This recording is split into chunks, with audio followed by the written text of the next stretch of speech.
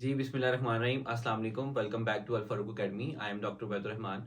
और 10th class की biology की बुक में हमने चैप्टर नंबर 14 रिप्रोडक्शन स्टार्ट किया हुआ है। और रिप्रोडक्शन में हमने ए सेक्सुअल रिप्रोडक्शन प्लांट फिनिश करने के बाद last time sexual reproduction in plant discuss किया था, जिसमें हमने ये देखा था कि सेक्सुअल रिप्रोडक्शन प्लांट्स में कैसे होती है, गेमीट फॉर्मेशन कैसे होती है और गेमीट्स आपस में फ्यूज कैसे करते हैं, प्लांट्स की कौन कौन सी जनरेशन हैं, गेमीटोफाइट स्पोरोफाइट जनरेशन में क्या डिफरेंस है, गेमीटोफाइट और स्पोरोफाइट आपस में ऑल्टरनेट कैसे करती हैं एक दूसरे के साथ, ऑल्टरनेशनल जनरेशन का सारा मैकेनिज्म देखा था।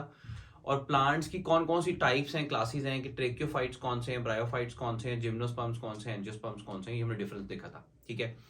अब जो मोस्ट एडवांस्ड और मोस्ट कॉम्प्लेक्स प्लांट्स हैं ना, जो हाईएस्ट लेवल ऑफ एवोल्यूशन पे हैं, वो हैं एंजियोस्पर्म्स, वो हैं फ्लावरिंग प्लांट्स। सबसे ज्यादा एडवांस्ड यही हैं प्लांट्स, और सबसे ज्यादा अबंडेंट भी यही है। इर्द गिर्द हमें जो पौधे नजर आते हैं उनके फूल हैं। अब हमने फ्लावरिंग प्लांट्स में सेक्सुअल रिप्रोडक्शन पढ़नी है कि फ्लावर जो ऐसे पौधे जो फ्लावर्स प्रोड्यूस करते हैं वो सेक्सुअल रिप्रोडक्शन कैसे करते हैं। ठीक है। अब चूंकि ये भी एक पौधा है, सेक्सुअल रिप्रोडक्शन कर रहा है, तो उसके पास भी दो तरह की जनरेशन होंगी, एक स्पोरोफाइट जनरेशन होगी और एक गमीटोफाइट जनरेशन होगी। मैं आपको ये भी बताऊंगा कि इसकी स्पोरोफाइट जनरेशन कहाँ पे है और गमीटोफाइट जनरेशन कहाँ पे है, कौन सी पार्ट्स को स्पोरोफाइट कहेंगे, कौन से पार्ट्स को गमीटोफाइट कहेंगे। लेकिन जनरली हमने जो ये बात डिस्कस की थी उसमें ये बात डिस्कस की थी कि जो हमारे ट्रेक्योफाइट्स हैं जो इर्द गिर्द हमें नजर आते हैं प्लांट्स, उनमें स्पोरोफाइट जनरेशन डोमिनेंट है और जो गमीटोफाइट जनरेशन है वो रिसेसिव है। तो चूंकि स्पोरोफाइट जनरेशन डोमिनेंट है, तो मैंने आपको बताया था कि जो डोमिनेंट जनरेशन होती है वो इंडिपेंडेंट होती है, फ्री लिविंग होती है, लार्ज होती है, वो उसका एक पौधा हमें नजर आता है। जो गमीटोफाइट जनरेशन होगी वो इसकी रिसेसिव है। अब चूंकि वो जनरेशन रिसेसिव है, तो रिसेसिव जनरेशन स्मॉल होती है, डिपेंडेंट होती है on the dominant type of the generation, and can not synthesize its own food, अपना खाना खुद नहीं बना सकती, उस प्लांट के साथ स्पोरोफाइट प्लांट के साथ अटैच्ड फॉर्म में ही रहती है। तो हम यहाँ पे देखेंगे कि गमीटोफाइट कितनी छोटी सी है और बिल्कुल वो स्पोरोफाइट पौधे के अंदर ही है, कि गमीटोफाइट का पूरा अपना पौधा भी नहीं है।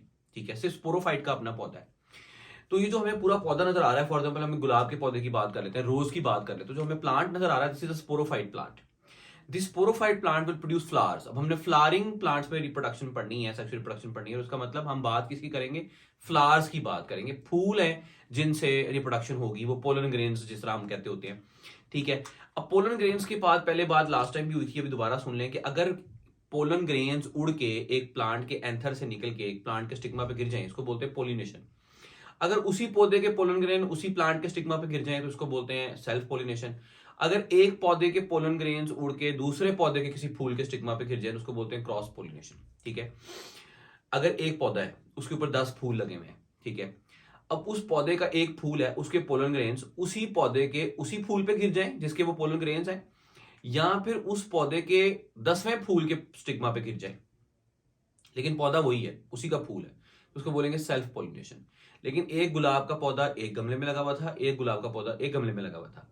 वो जो दूसरे गमले वाला पौधा था, अगर एक गमले के एक फूल के पोलन ग्रेन उड़ के दूसरे गमले के रोज प्लांट के स्टिग्मा पे गिर गए हैं, दूसरे दूसरे रोज प्लांट के फ्लावर के स्टिग्मा पे गिर गए हैं, तो इसको बोलेंगे क्रॉस पोलिनेशन। यानी the transfer of pollen grains from the anther to the stigma of the same flower, उसी फ्लावर के ऊपर गिर जाए, और अनदर फ्लावर या दूसरे फ्लावर के ऊपर गिर जाए ऑफ द सेम प्लांट, उसी पौधे के। अब उस पौधे के ऊपर 10 फूल अगर लगे हुए हैं तो उन 10 में से 10 के किसी का भी पोलन ग्रेन उड़ के किसी भी और फूल के स्टिग्मा पे गिरता है, लेकिन पौधे उसी के फूल हैं, तो उसको बोलेंगे सेल्फ पोलिनेशन। और अगर एक पौधे के एक फूल से पोलन ग्रेन्स उड़ के दूसरे पौधे के किसी फूल के स्टिग्मा पे गिर जाते हैं तो उसे बोलते हैं क्रॉस पोलिनेशन। ठीक है। अब हमने ये पोलिनेशन तो पढ़ ली, ये भी एक टॉपिक लिखा हुआ है, इस टॉपिक के बाद उसको भी आप देख लीजिएगा। सेक्सुअल रिप्रोडक्शन इन प्लांट्स हम डिस्कस करने लगे हैं। तो अगर हमने प्लांट्स में सेक्सुअल रिप्रोडक्शन करनी है, इसका मतलब ये है कि फ्लावर्स का जिक्र करना पड़ेगा। तो फ्लावर का स्ट्रक्चर देखना है कि फ्लावर का कैसा स्ट्रक्चर है, फ्लावर के स्ट्रक्चर में कितनी लेयर्स हैं, कितनी वर्ल्स हैं, कितने घेरे हैं, कितने सर्कल्स हैं, और उनके क्या नाम है, उनका क्या काम है। ठीक है। तो जब हम reproduction sexual reproduction flowering plants without any delay start करते हैं, बिस्मिल्लाहिर्रहमानिर्रहीम, वंस अगेन। 4 वर्ल्स हैं फ्लावर की। वर्ल का मतलब है घेरा, circle. There are 4 whorls of a flower. 4 whorls हैं, 2 बाहर की तरफ हैं, 2 अंदर की तरफ है। जो 2 बाहर वाली हैं उनको बोलेंगे आउटर, 2 आउटर। 2 अंदर की तरफ है उनको बोलेंगे इनर, अंदर की तरफ है। जो बाहर वाली 2 वर्ल्स हैं वो non reproductive part of the flower है, यानी वो रिप्रोडक्शन में डायरेक्टली रोल प्ले नहीं कर रहे। फूल का हिस्सा तो है लेकिन सेक्सुअल रिप्रोडक्शन में डायरेक्टली रोल प्ले नहीं कर रहे। और जो अंदर वाली 2 वर्ल्स हैं वो reproductive part of the plant flower हैं, वो reproductive whorls of the flower हैं, वो डायरेक्ट सेक्सुअल रिप्रोडक्शन में अपना रोल प्ले कर रहे हैं। ठीक है। तो 2 आउटर हैं वो नॉन रिप्रोडक्टिव हैं और 2 इनर हैं वो रिप्रोडक्टिव हैं। ठीक है, अब इनके नाम क्या क्या हैं? जो दो आउटर हैं जो नॉन रिप्रोडक्टिव हैं, इनका नाम है, सबसे बाहर वाली लेयर का नाम है कैलिक्स, उसके अंदर वाली लेयर का नाम है कोरोला। तो जो बाहर वाली दो लेयर्स हैं जो कि नॉन रिप्रोडक्टिव, उनका नाम क्या है? Calyx and Corolla. कैलिक्स और कोरोला। और जो दो इनर रिप्रोडक्टिव वर्ल्स हैं उनका क्या नाम है? एंड्रोशियम, एंड्रोशियम और गाइनेशियम। स्पेलिंग इसकी भी गाइनोशियम ही है, लेकिन जरा इसकी प्रोनाउंसिएशन में थोड़ा सा है कि एक एंड्रोशियम और दूसरा गाइनेशियम। ठीक है, तो एंड्रोशियम गाइनेशियम रिप्रोडक्टिव पार्ट्स हैं, वर्ल्स हैं, और नॉन रिप्रोडक्टिव वर्ल्स कौन सी? Calyx, Corolla. अब हम बारी बारी इन तीन चारों को एक्सप्लेन करते हैं। ठीक है, सबसे पहले आ जाए कैलिक्स पे। जब फूल लगता है ना शूट के ऊपर, तो फूल ना ऐसे बंद होता है, ऊपर से ग्रीन पत्तियां हैं जिन्होंने ऐसे करके फूल को कवर किया होता है, उसको बोलते हैं कि फूल की कली लग गई है, बड लग गया है फूल का। वो जो बड की स्टेट में ग्रीन ग्रीन पत्तियों ने, सैपल्स ने उसको कवर किया हुआ है, बड को, पूरे फूल को प्रोटेक्ट किया हुआ है ऐसे। ये जो सेपल्स है ना जिन्होंने इसको प्रोटेक्ट किया हुआ है, इन सेपल्स, ये सेपल्स जब खुलेगा, फूल खुलेगा, तो ये सेपल्स आखिरी वर्ल आ जाएंगी, सबसे बाहर आ जाएंगी। ये जो फोर्थ वर्ल है, जो सबसे आउटर मोस्ट वर्ल है, जो कि पत्तियां हैं जो कि ग्रीन कलर की हैं, ग्रीन कलर की पत्तियां हैं, इनका नाम है सेपल्स। ये जो वर्ल है ना, ये लास्ट आखिरी आखिरी वर्ल है, आउटर मोस्ट वर्ल है, आउटर मोस्ट वर्ल है, फर्स्ट वर्ल है फ्लावर की, जो कि बाहर से अगर हम अंदर जा रहे हैं तो इस वर्ल का नाम है कैलिक्स। क्या नाम है? Calyx. So what is calyx? Calyx is the outer most whorl of the flower. सबसे बाहर वाली जो पत्तियों की लेयर है, जो आउटर मोस्ट घेरा है प्लांट के फ्लावर का, उसे बोलते हैं कैलिक्स। तो कैलिक्स क्या है? Calyx is the outer most whorl of the flower. सबसे बाहर वाली जो लेयर है फ्लावर की, जो सबसे बाहर वाला वर्ल है, that is called calyx, and is made up of individual units called sepals. Her layer में ना हमने उसके इंडिविजुअल यूनिट्स पढ़ने हैं, जो यूनिट्स उस पूरी वर्ल में बार बार रिपीट हो रहे होंगे। क्या मतलब इस बात को मैं बताता हूं आगे। Its individual units are called sepals, they are green in colour. किस कलर के होंगे? ग्रीन इन कलर के होंगे। इंडिविजुअल यूनिट्स हैं जिनको हम लीफलेट्स भी कह सकते हैं, इनको कहते हैं sepals, they are green in colour. ये क्या करते हैं? They protect the inner whorls, सारे बाकी के जो तीन वर्ल्स हैं इनको प्रोटेक्ट करता है ये calyx.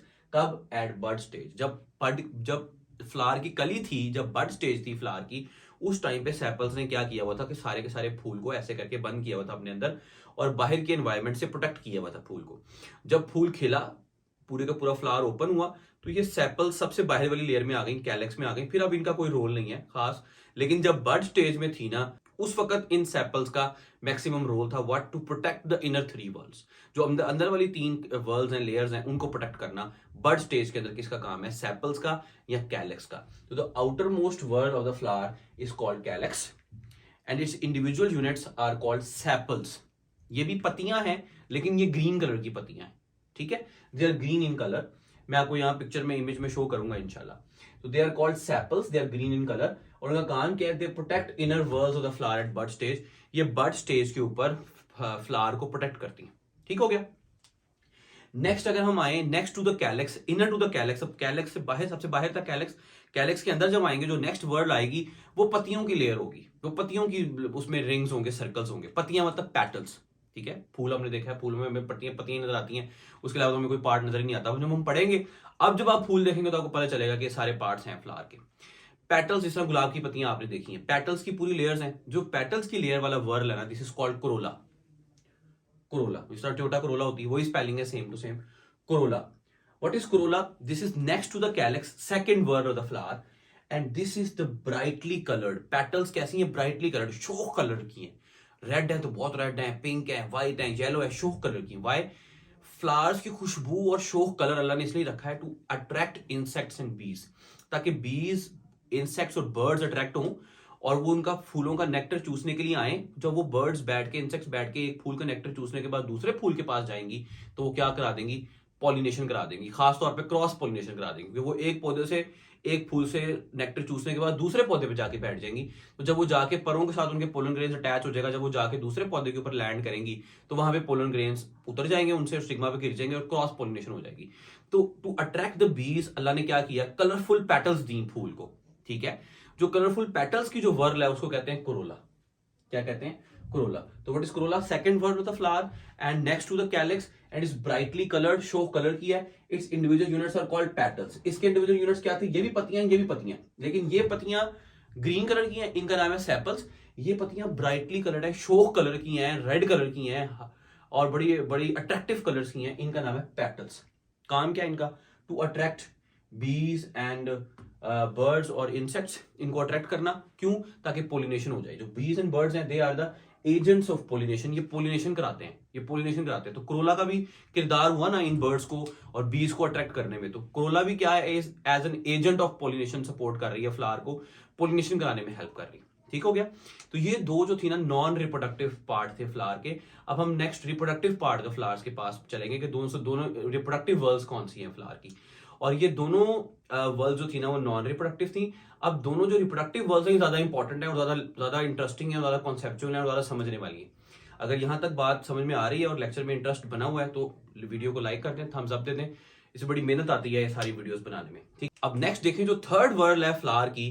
The third world is called androecium.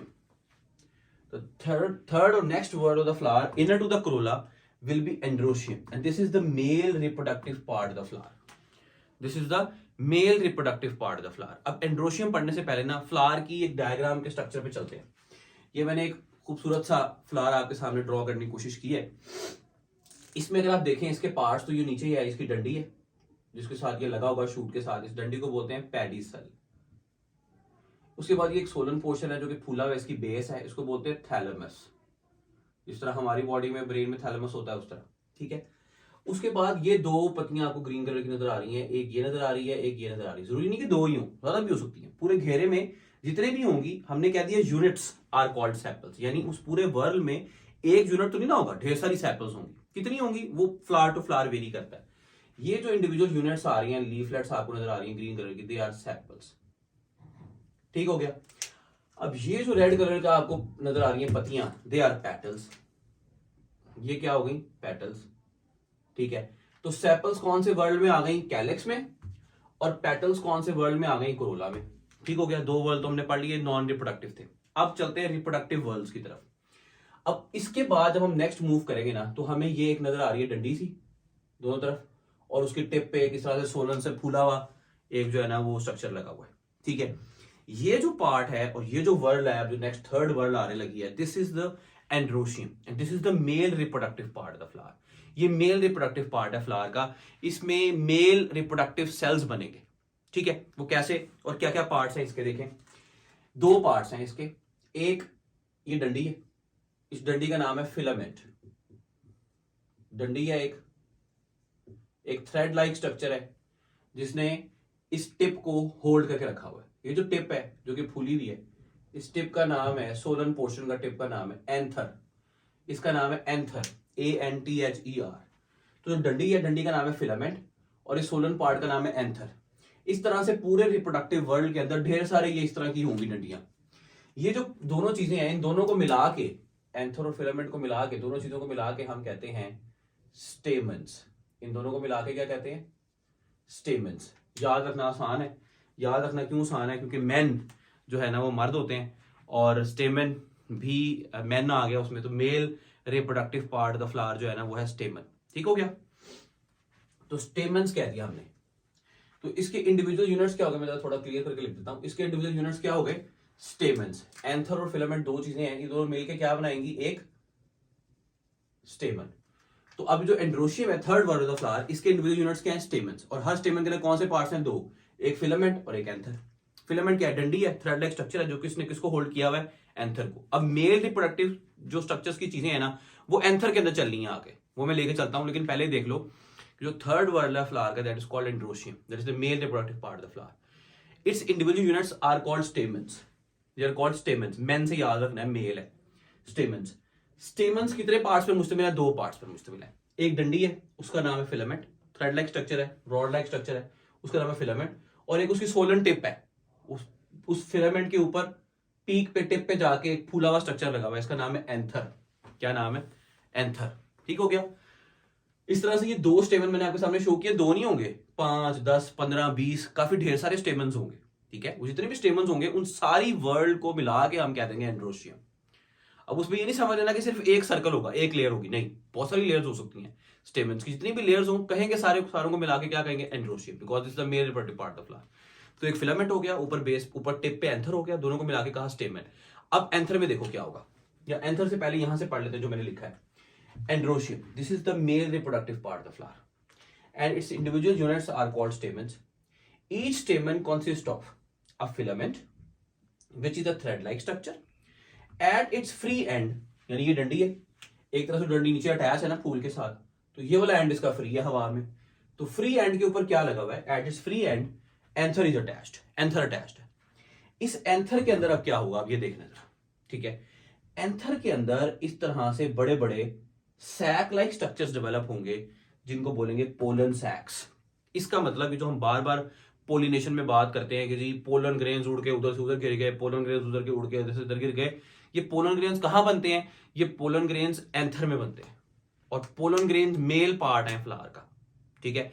Pollen grains कहाँ बनते हैं, एंथर में। एंथर में कैसे बनेंगे, एंथर के अंदर छोटी छोटी सैक्स हैं जिन सैक्स को बोलते हैं पोलन सैक्स।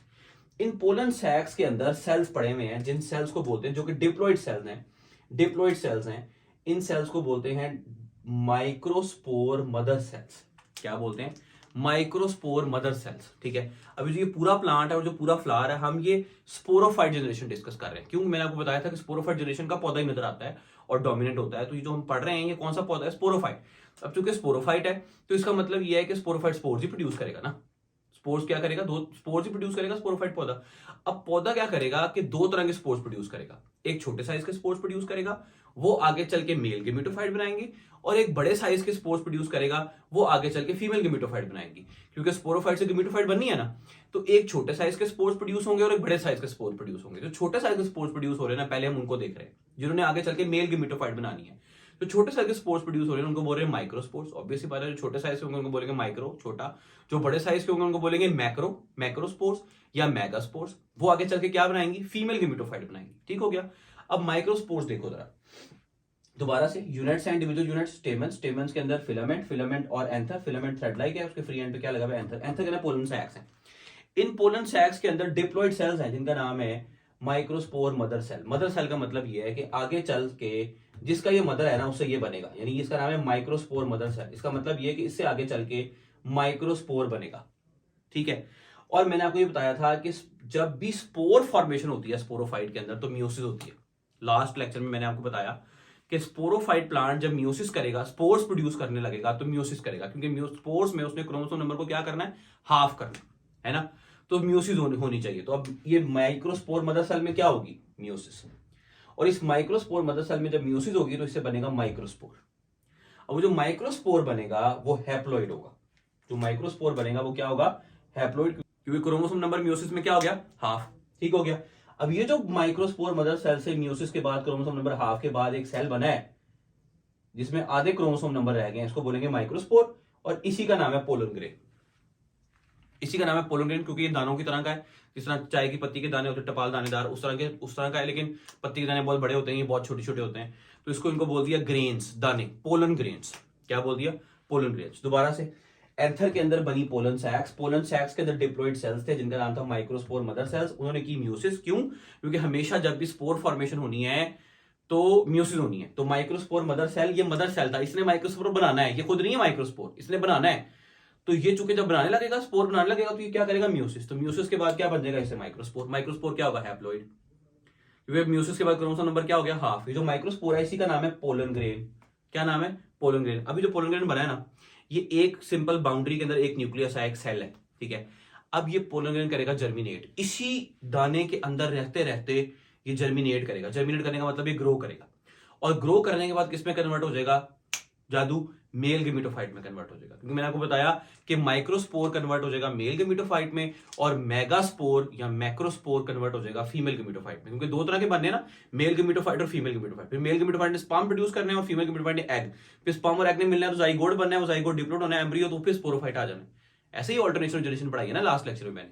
तो अब देखो क्या हुआ कि जब माइक्रोस्पोर मदर सेल से मियोसिस से माइक्रोस्पोर बना, ये पोलन ग्रेन है। ये पोलन ग्रेन का जो ये न्यूक्लियस है जर्मिनेट करेगा। जर्मिनेट करने का मतलब क्या है, इस माइक्रोस्पोर के न्यूक्लियस में होगी माइटोसिस। तो इससे कितने न्यूक्लियस बनेंगे, दो। एक ये न्यूक्लियस बन गया, एक ये न्यूक्लियस बन गया। दोनों न्यूक्लियाई का अलग अलग नाम है। एक न्यूक्लियस है उसका नाम है ट्यूब न्यूक्लियस। क्यों कह रहे हैं बताता हूं, उसका नाम है ट्यूब न्यूक्लियस। दूसरा जो न्यूक्लियस बना है उसका नाम है जनरेटिव न्यूक्लियस। दो न्यूक्लियाई बन गए माइक्रोस्पोर के अंदर। माइक्रोस्पोर का न्यूक्लियस डिवाइड कर गया इंटू टू न्यूक्लियाई माइटोसिस से। आगे तो मैंने बताया था एक स्टेप पे मियोसिस होनी है बस, जब स्पोर्स बनने हैं, तो जब यहाँ माइक्रोस्पोर बने, यहाँ जब मेगास्पोर बनेगा, जब स्पोर बना तो म्यूसिस होनी है, उसके अलावा सारी क्या चल रही है, माइटोसिस। ठीक है, तो अब देखो जरा क्या हुआ, ये जो माइक्रोस्पोर था, पोलन ग्रेन था, इसके न्यूक्लियस डिवाइड किया और 2 न्यूक्लियाई में कन्वर्ट हो गया। अब ये जर्मिनेटेड माइक्रोस्पोर है, ये क्या है, जर्मिनेटेड पोलन ग्रेन है।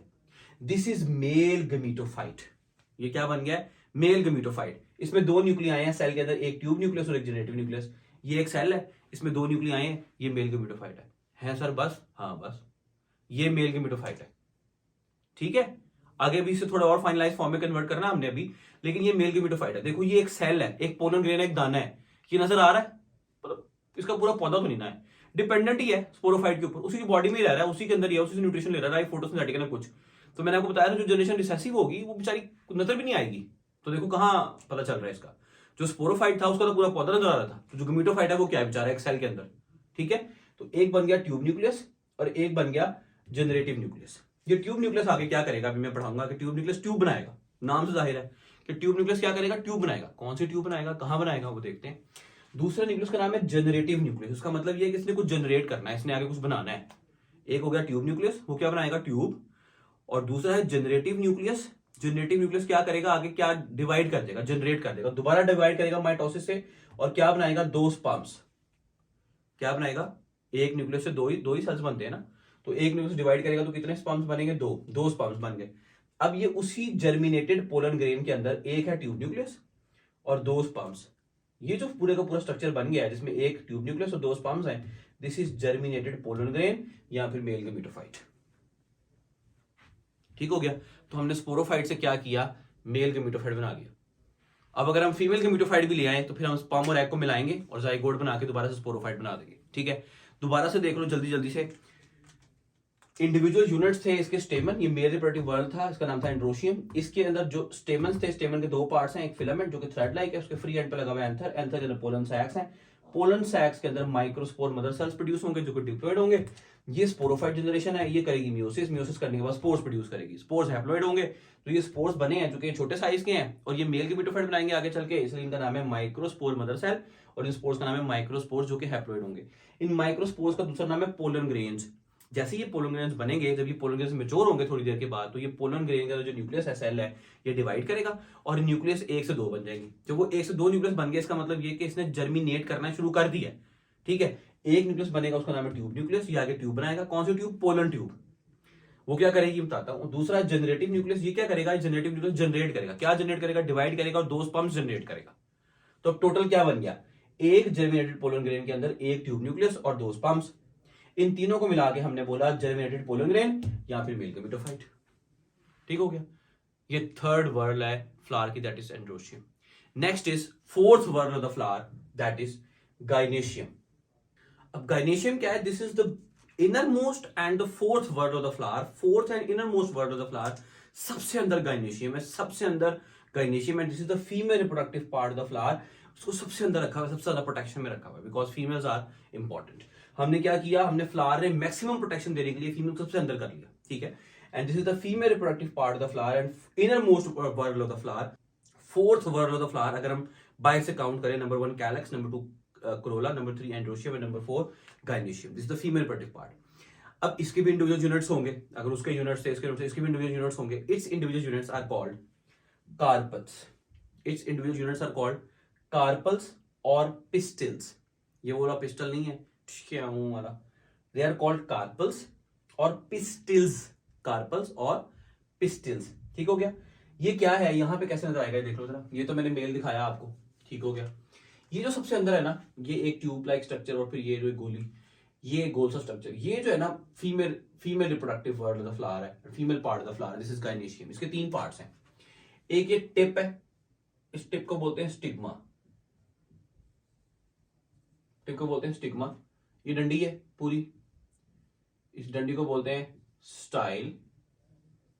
लड़कियां है ना, लड़कियां वैसी स्टाइल मारती हैं, या ये स्टाइल भी कह सकते हैं, कुछ लोग इसको स्टेल भी कहते हैं, लेकिन हम स्टाइल ही कह लेंगे। ठीक है, और सबसे नीचे जो फूला हुआ सोलन पार्ट है, दिस इज कॉल्ड, जो पूरा सोलन पार्ट है, this is called ovary, this is called ovary. Ovary में एग प्रोड्यूस होता है। ठीक है, दिस इज कॉल्ड ओवरी। तो 3 पार्ट्स हैं, इन तीनों पार्ट्स को मिला के स्टिग्मा, स्टाइल और ओवरी, ये 3 पार्ट्स हैं। स्टिग्मा बिल्कुल टिप है, स्टाइल एक डंडी है, और नीचे जो सोलन बेस वाला पार्ट है, बेसल सबसे नीचे वाला पार्ट है, दैट इज ओवरी। इन तीनों को मिला के कहते हैं कार्पल, एक कार्पल। ठीक है, जिस तरह हमने एंड्रोशियम में इन 2 पार्ट्स को मिला के कहा फिलामेंट और एंथर को एक मिला के कहा स्टेमन, इस तरीके से इन तीनों पार्ट्स को मिला के हम क्या कहेंगे, एक कार्पल या एक पिस्टिल। ठीक हो गया। तो it is the fourth and inner most whorl of the female of the flower, and this is the female reproductive part of the flower, and its individual units are called carpels और pistils, and each carpel is composed of basal ovary, सबसे नीचे base पे सोलन फूली हुई ovary है, middle style, centre में एक डंडी है, दरमियान में जिसका नाम है स्टाइल, एंड अपर टिप जो है दैट इज कॉल्ड स्टिग्मा, वो ये स्टिग्मा है। ठीक हो गया। ये जो है ना इसके 3 पार्ट्स हैं, स्टिग्मा, स्टाइल और ओवरी, एक कार्पल के, जो कि फीमेल रिप्रोडक्टिव पार्ट है। ठीक है, अब जो सब कुछ होना है ना वो होना है ओवरी के अंदर। ओवरी में समझ लो, एक और बात समझ लो कि ओवरी के अंदर एक स्ट्रक्चर पड़ा हुआ है, जिस स्ट्रक्चर का नाम है ओव्यूल।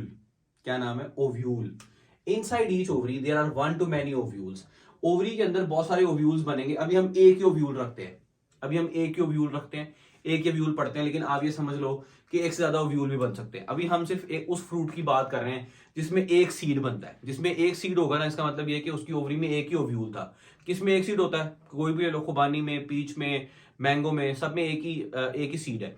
तो अभी हम बात कर रहे हैं कि एक फ्लावर की ओवरी है, उस ओवरी के अंदर एक स्ट्रक्चर है गोल सा, जिसका नाम है ओव्यूल। ये ओव्यूल क्या है, बात की बात है। इस ओव्यूल के अंदर ये ओव्यूल ने फर्टिलाइजेशन के बाद कन्वर्ट हो जाना इनटू सीड। तो अगर किसी फल का एक ही बीज है, इसका मतलब यह कि उसकी ओवरी में एक ही ओव्यूल रहा होगा।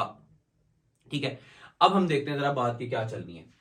होना यह है कि जो ये एंथर थे ना, इस एंथर में थे पोलन ग्रेन्स बने, जो कि असल में मेल गेमेटोफाइट है, ये वाला माइक्रोस्पोर। इसने यहां से उड़ना है, हवा के साथ आना है, हवा से उड़ के आके गिरना है स्टिग्मा के ऊपर। जब ये पोलन ग्रेन आके स्टिग्मा के ऊपर गिरेगा तो दिस इज कॉल्ड पोलिनेशन। जब ये पोलन ग्रेन आके स्टिग्मा के ऊपर गिरेगा, ये मेल गेमेटोफाइट, तो इसके पास 2 न्यूक्लियस है, एक है ट्यूब न्यूक्लियस और 2 पीछे स्पर्म्स है। तो ट्यूब न्यूक्लियस क्या करेगा, इस स्टिग्मा के अंदर एक नाली ट्यूब बनाना शुरू कर देगा, जो कि ट्यूब आते आते आते आते नीचे आके खुल जाएगी इस ओव्यूल के अंदर। अब यहां पे जगह कम है, ओव्यूल के अंदर आके खुल जाएगी। ठीक है, यहां पे आके खुल गई। अब ये जो ओव्यूल के अंदर आके खुल रही है, इसमें आगे आगे आ रहा है ट्यूब न्यूक्लियस, और पीछे पीछे आ रहे हैं 2 स्पर्म्स, और आगे आगे क्या आ रहा है, ट्यूब न्यूक्लियस। ट्यूब न्यूक्लियस का काम क्या था, ट्यूब न्यूक्लियस ने ये ट्यूब बनानी थी। ये ट्यूब का फायदा क्या है, ट्यूब का फायदा ये है कि ये पोलन ग्रेन से स्पर्म्स को ओव्यूल तक एग के पास पहुंचा देगी। ओव्यूल के अंदर एग है, ठीक है, ओव्यूल के अंदर एग तक पहुंचा देंगी पोलन ट्यूब स्पर्म्स को। तो सेफ रास्ता बना के दे रही है, नाली बना के दे रही है, पाइप बना के दे रहा है ट्यूब न्यूक्लियस के, यार स्पर्म्स इधर आओ, इधर आना है हमने, ये रास्ता मैं बना के दे रहा हूं। तो ट्यूब न्यूक्लियस का काम क्या था कि वो ट्यूब बनाए। कौन सी tube, this tube is called pollen tube, because pollen grain ने बनाई है ना, इसलिए इसका नाम क्या, पोलन ट्यूब। ये ट्यूब जाके क्या करेगा, पोलन ट्यूब न्यूक्लियस बनाता रहेगा ट्यूब। जैसे ही वो ओव्यूल के पास पहुंचेगा और ओव्यूल के अंदर एंटर होने लगेगा, तो ट्यूब न्यूक्लियस बर्स्ट हो जाएगा, फट जाएगा और खत्म हो जाएगा, डिसअपियर हो जाएगा, डिसइंटीग्रेट हो जाएगा। क्यों, उसका काम खत्म हो गया। काम उसका क्या था, पोलन ट्यूब बनाना, वो उसने बना दिया। और पीछे पीछे अब क्या आ रहे हैं, 2 स्पर्म्स। अब देखो 2 स्पर्म्स क्यों है, एक स्पर्म तो एग के साथ मिल गया, जाइगोट बना, दूसरा स्पर्म क्यों है, देखते हैं। ये ट्यूब न्यूक्लियस आया, ट्यूब न्यूक्लियस आते आते आते उसने पोलन ट्यूब बना दी और ये इस ओव्यूल के अंदर घुस गया। अब ये जो ओव्यूल है ना, इस ओव्यूल को ओवरी के अंदर मैंने ये बड़ा करके बनाया।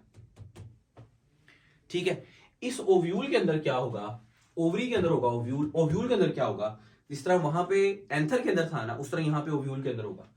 ओव्यूल के अंदर inside each ovule macrospore mother cell होगा या मेगास्पोर मदर सेल होगा। जिस तरह एंथर के अंदर माइक्रोस्पोर मदर सेल था, अब वो ओवरी के अंदर ओव्यूल के अंदर होगा मैक्रोस्पोर मदर सेल, जो कि डिप्लॉयड होगा। अगेन ये म्यूसिस करेगा और मैक्रोस्पोर बनाएगा, जो कि हैप्लॉयड होगा। यहां पर भी यही हुआ था, माइक्रोस्पोर मदर सेल था, म्यूसिस की, माइक्रोस्पोर बना दिया। अब ये मैक्रोस्पोर मदर सेल है, म्यूसिस करेगा और मैक्रोस्पोर बना देगा या मेगास्पोर बना देगा। ठीक हो गया। अब ये जो मैक्रोस्पोर बनेगा ये हैप्लॉयड होगा, ऑब्वियसली बात है, क्रोमोसोम नंबर हाफ हो गया। अब ये जो हैप्लॉयड सेल बना है मैक्रोस्पोर, ये 3 बार माइटोसिस करेगा। ठीक है, एक बार एक सेल से कितने सेल बनेंगे, 2 से कितने बनेंगे, 4, और फिर 4 से कितने बनेंगे, 8। टोटल कितने सेल्स बन जाएंगे, 8 सेल्स। ये मैक्रोस्पोर क्या कर रहा है, माइटोसिस। यहां पर भी तो माइटोसिस की थी इसने एक बार माइटोसिस की, 2 बने, फिर दूसरी दफा माइटोसिस की तो 2 जनरेटिव न्यूक्लियस से 2 स्पर्म्स बन गए, इसने 2 दफा माइटोसिस की। ये कितनी दफा माइटोसिस करेंगे? अब ये क्या हो रहा है, यहां पे क्या हुआ था, माइक्रोस्पोर जर्मिनेट कर गया था, ठीक है। अब ये क्या कर रहा है, अब ये मैक्रोस्पोर जर्मिनेट हो रहा है, ठीक है। पहले क्या हुआ, पहले था एक ओवरी थी, ओवरी के अंदर ओव्यूल था, उस ओव्यूल के अंदर मैक्रोस्पोर मदर सेल था जो कि डिप्लॉइड था। वो मैक्रोस्पोर मदर सेल की म्यूसिस, म्यूसिस से क्या बना, मैक्रोस्पोर एक सेल बना। वो जो मैक्रोस्पोर एक बना, असल में म्यूसिस के बाद 4 सेल बनते हैं सर, 4 ही बनेंगे, लेकिन एक मैक्रोस्पोर बचेगा, बाकी 3 टूट जाएंगे। क्यों, वो बात की बात है। एक मैक्रोस्पोर फिर 3 दफा माइटोसिस करेगा। अब ये क्या हो रहा है, ये मैक्रोस्पोर जर्मिनेट करने लगा है, जर्मिनेट करने लगा इनटू व्हाट, माइक्रोस्पोर से क्या बनी थी, मेल गमीटोफाइट, मैक्रोस्पोर से क्या बनना है, फीमेल गमीटोफाइट। 3 दफा माइटोसिस करेगा, कितने सेल बन जाएंगे, 8। वो 8 सेल कैसे बनेंगे, 2 सेल के न्यूक्लियाई सेंटर में आ जाएंगे, 3 सेल एक तरफ, 3 सेल एक तरफ, टोटल 8 हो गए, 3 3 6 2 8, ठीक है। इन 3 में से जो ये एक तरफ सेल्स आए हैं, 3 में से मैंने एक ब्लैक वाला सेंटर में बड़ा सा सेल बनाया, दिस इज एग सेल, ये एग है। ये जो सेंटर में 2 न्यूक्लियस बन गए, ये है फ्यूजन न्यूक्लियस, ये एक और स्ट्रक्चर बन गया। इस स्ट्रक्चर का नाम है fusion nucleus, and this fusion nucleus is diploid. आपकी बुक वाले ने ना सारे एन को कैपिटल लिखा है, मैंने सारे एन स्मॉल लिखे हैं, आप ये कैपिटल लिख देता हूं, आपकी मर्जी है, स्मॉल लिख लो या कैपिटल लिख लो। जो अच्छी बुक्स हैं स्मॉल ही लिखती हैं, लेकिन आपकी बुक वाले ने कैपिटल लिखा है, तो आपको खुश करने के लिए कैपिटल लिख दिया मैंने। ये 2 न्यूक्लियस आगे मिला के दोनों, ये एक अलग न्यूक्लियस है, ये अलग हैप्लॉइड है, ये अलग हैप्लॉइड है, ये भी हैप्लॉइड था ना, लेकिन दोनों को मिला लें अगर तो क्या बन गया, diploid fusion nucleus. Egg cell, ये हैप्लॉइड, सारे सेल्स हैप्लॉइड हैं, देखो ना, ये हैप्लॉइड बना था मैक्रोस्पोर, इससे एक दफा, इससे 2 सेल बने माइटोसिस से, माइटोसिस में तो क्रोमोसोम नंबर सेम रहता है ना, तो इसमें भी हैप्लॉइड गया, ये भी हैप्लॉइड, इसमें से फिर 2 और बने, वो भी हैप्लॉइड, फिर उन 2 से फिर 2 और बने, इससे भी 2, इससे भी 2, इससे भी 2, इससे भी 2, सारे क्या बने, हैप्लॉइड। ये अब जो आए हैं ना सेल्स, ये 8, ये कैसे हैं, 2 सेंटर में है, ये फ्यूजन न्यूक्लियस, 3 एक तरफ, 3 एक तरफ, तो 3 एक तरफ है, उनमें से एक जो सेंटर वाला सेल है इसका नाम है एग सेल, ठीक है। और जो सेंटर में 2 न्यूक्लियस वाला न्यूक्लियस है इसका नाम है फ्यूजन न्यूक्लियस। इसका क्या काम है बताता हूं, ये है डिप्लॉइड, ये हैप्लॉइड, ये भी हैप्लॉइड, ये भी सारे, बाकी सारे हैप्लॉइड है, ये भी हैप्लॉइड है, ये हैप्लॉइड वाले 2 पड़े हैं, लेकिन इसको मिला के दोनों को क्या दिया, फ्यूजन न्यूक्लियस डिप्लॉइड, ठीक है। अब जो ये एक्स सेल, इनके साथ वाले सेल्स का भी नाम है, याद रखना चाहे तो रख ले, ना रखना चाहे ना रखने, आपकी बुक में नहीं लिखा हुआ, इसका इनका नाम है साइनर्जिड्स। और जो ये 3 दूसरे ऑपोजिट पोल्स की तरफ सेल है, इनका नाम है antipodals.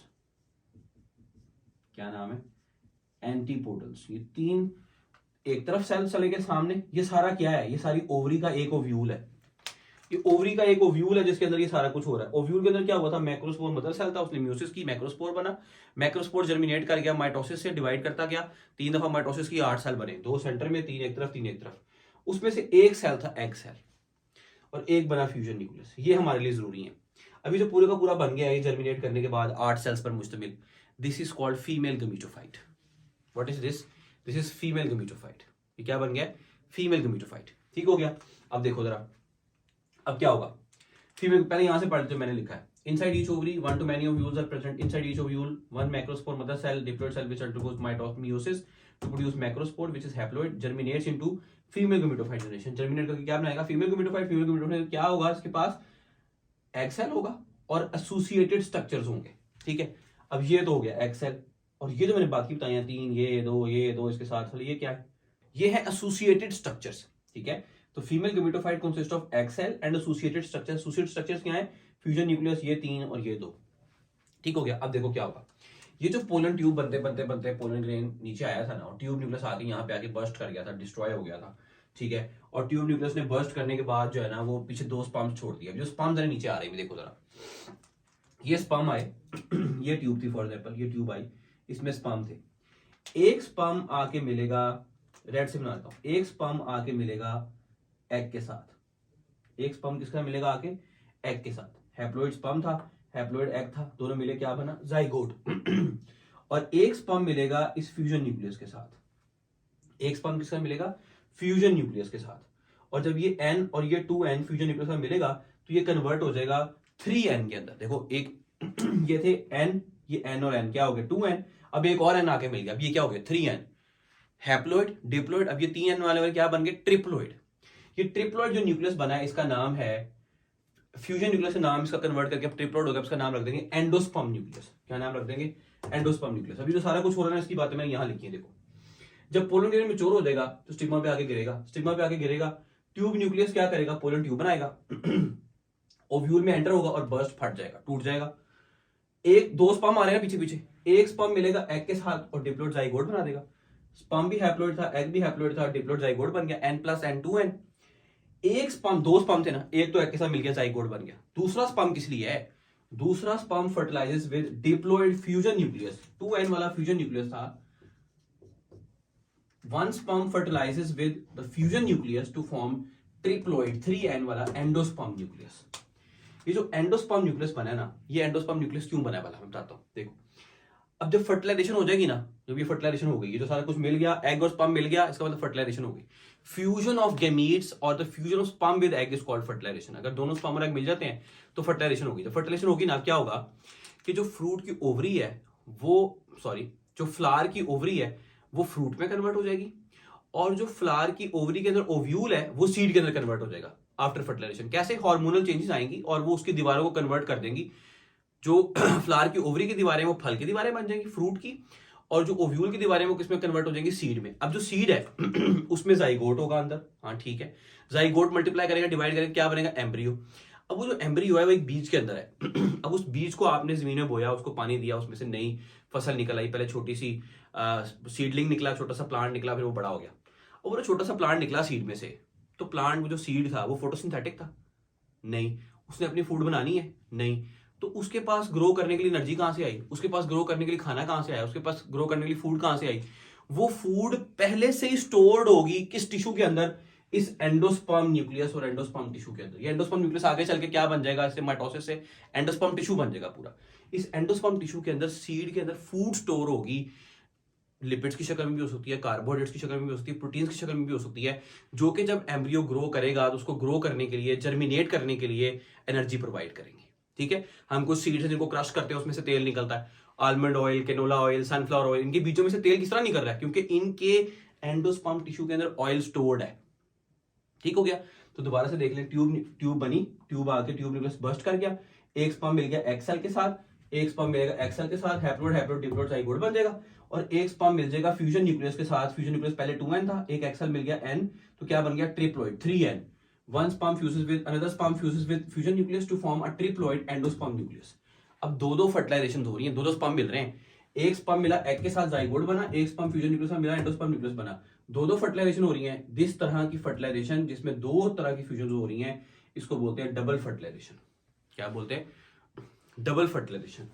Since the process of fertilization involves two fusions, दो फ्यूजन हो रही है, एक स्पर्म एग के साथ जाइगोट, एक स्पर्म डिप्लॉइड फ्यूजन न्यूक्लियस के साथ ट्रिप्लॉइड एंडोस्पर्म न्यूक्लियस, दो फ्यूजन हो रही है आपस में इकट्ठी, इसलिए इसको क्या बोलते हैं, डबल फर्टिलाइजेशन। ये पक्का शॉर्ट है, आना ही आना है। ठीक है, what is meant by double fertilization, उसमें आपने छोटी सी डायग्राम बना दे और आप कहें कि haploid sperm fuses with haploid egg to produce diploid zygote, at the same time another sperm fuses with diploid fusion nucleus to form a triploid endosperm nucleus. Since this process of fertilization involves two fusions, it is called double fertilization. दो number पूरे।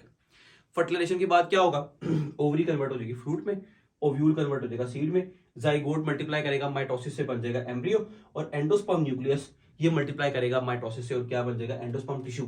इस endosperm tissue के अंदर उस developing embryo के लिए food stored है, ताकि जब हम सीड को जमीन में बोएं तो उसके पास एनर्जी हो, खाना हो, जिससे वो निकल के प्लांट ग्रो कर सके, बाहर आ सके उस एनर्जी को इस्तेमाल करके। समझ आ गई, तो ये पूरा sexual reproduction in flowering plants है। इसके अंदर एक पूरी, उसके बाद एक लाइफ साइकिल बनी हुई है, उस लाइफ साइकिल भी मैं आपको एक्सप्लेन कर दूंगा, एक्सप्लेन कर देता हूँ इस इमेज से। हाँ जी, ये देखें, ये वाली डायग्राम जो है ना वो आपकी बुक में फ्लो चार्ट बना हुआ है लाइफ साइकिल का। इसमें लेफ्ट साइड से स्टार्ट करें, फ्लावर बनाया हुआ है, फ्लावर की 4 वर्ल्स शो की हुई हैं, उसमें से देखें एंथर है, एक एंथर को बड़ा किया, एंथर के अंदर क्या है, माइक्रोस्पोर मदर सेल है, वो माइक्रोस्पोर मदर सेल ने की मियोसिस, उससे क्या बना, माइक्रोस्पोर्स बने, वो एंथर रप्चर हो गया, माइक्रोस्पोर्स हवा के साथ डिस्पर्स हो गए और वो आके प्लांट के स्टिग्मा पे लैंड हो गए, इसका नाम है पोलिनेशन। जब वो पोलन ग्रेन डिस्पर्स हो रहे थे, इसमें क्या हुआ कि पोलन ग्रेन मैच्योर हो गया, और मैच्योर पोलन ग्रेन के अंदर जर्मिनेशन स्टार्ट हो गई और मेल गेमेटोफाइट बन गया। वो कैसे कि पोलन ग्रेन में जो माइक्रोस्पोर था उसने माइटोसिस की और दो न्यूक्लियस बनाए, एक ट्यूब न्यूक्लियस और एक जनरेटिव न्यूक्लियस। जनरेटिव न्यूक्लियस दोबारा डिवाइड कर गया और क्या बन गए, 2 स्पर्म्स। तो अब देखो नेक्स्ट डायग्राम में ट्यूब न्यूक्लियस आगे आगे जा रहा है, ट्यूब बना रहा है स्टाइल के अंदर, और 2 स्पर्म्स पीछे पीछे आ रहे हैं। ठीक है, तो जैसे ही ये ट्यूब न्यूक्लियस ट्यूब पूरी कंस्ट्रक्ट कर देगा, ये बर्स्ट हो जाएगा और फिर एक स्पर्म फ्यूज कर जाएगा। नेक्स्ट डायग्राम में देखें, एक स्पर्म फ्यूज कर जाएगा egg cell के साथ to form zygote, diploid zygote. Another sperm fuses with an endosperm nucleus to form a triploid endosperm nucleus. ठीक है, फ्यूजन न्यूक्लियस साथ मिल जाएगा और एंडोस्पर्म न्यूक्लियस बन जाएगा. उसके बाद देखो जाइगोट डिवाइड करके एम्ब्रियो बन जाएगा और जो सारे का सारा एंडोस्पर्म न्यूक्लियस था वो एंडोस्पर्म टिश्यू में कन्वर्ट हो जाएगा और जो ओव्यूल की दीवारें हैं वो सीड की दीवारों में कन्वर्ट हो जाएंगी. ठीक है, तो इस तरह से सीड बन जाएगा. फिर हम सीड को जो है ना वो ज़मीन में लगा देंगे, बो देंगे, तो उससे एक नया प्लांट हमारे पास आ जाएगा. ठीक है, सारी उसकी 4 लेयर्स हैं, 4 वर्ल्स हैं फ्लावर की, और ये इस तरीके से सेक्सुअल रिप्रोडक्शन फ्लावरिंग प्लांट्स होती है. अब ये जब स्पर्म और एग मिला है और जाइगोट बना है, ये डिप्लॉइड जो जाइगोट बना है, जो ये एम्ब्रियो बनेगा बड़े होके, अब एन और एन 2n मिल गया, डिप्लॉइड हो गया. अब डिप्लॉइड जनरेशन कौन सी होती है? स्पोरोफाइट. ये जो एम्ब्रियो है, जब सीड बोएंगे प्लांट निकलेगा, कौन सा होगा? स्पोरोफाइट. तो गमीटोफाइट कहाँ थी? ये मेल गमीटोफाइट थी और ये फीमेल गमीटोफाइट थी, उसी प्लांट के अंदर ही. इसका कोई अलग से पौधा नहीं है, ये स्मॉल है, इंडिपेंडेंट नहीं है, डिपेंडेंट है. ठीक हो गया. तो ये पूरे का पूरा टॉपिक है. उम्मीद है कि आप लोगों को समझ में आ गई होगी. अगर कोई बात नहीं समझ में आई तो नीचे कमेंट्स में पूछ लें. अंटिल नेक्स्ट टाइम इंशाल्लाह. नेक्स्ट अब हम सीड की जो है ना वो स्ट्रक्चर को पढ़ेंगे कि सीड का स्ट्रक्चर कैसा होता है, और जर्मिनेशन ऑफ सीड को देखेंगे कि सीड से नई फसल सीडलिंग की शक्ल में निकल के कैसे आती है. ठीक है, अपना ढेर सारा ख्याल रखें, दुआओं में याद रखें. अल्लाह हाफिज.